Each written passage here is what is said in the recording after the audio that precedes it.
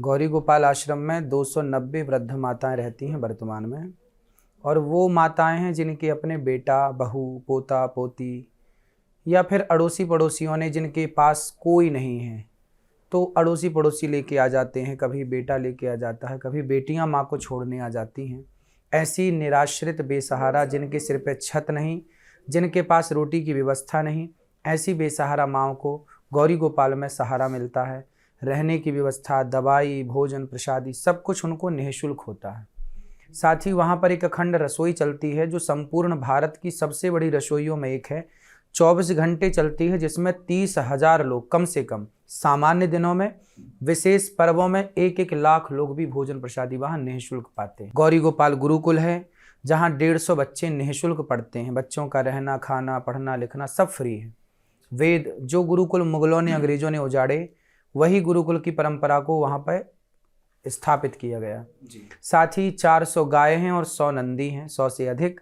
तो गायों की सेवा भी वहाँ पर होती है। गौरी गोपाल गौशाला है।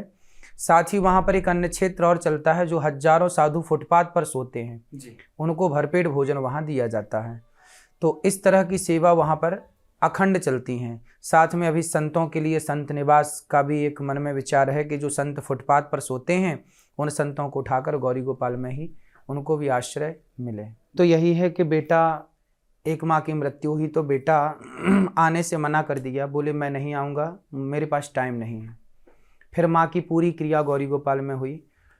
एक दिन एक माँ मेरे पास 100 रुपये लेकर के आई और बहुत खुश थी, चेहरे पर मुस्कान थी। मैंने कहा मैया आज बहुत खुश हो, क्या बात है? उन्होंने मुझे 100 रुपये दिए। बोले बेटा ये 100 रुपये आज संतों के लिए जो अन्य क्षेत्र बढ़ता है, मेरे 100 रुपये अन्नदान में लगा देना। मैंने कहा आज विशेष है क्या? तो उन्होंने कहा कि आज मेरे बेटे का जन्मदिन है, आज मेरे बेटे का जन्मदिन है, माँ को याद है कि बेटे का जन्मदिन है।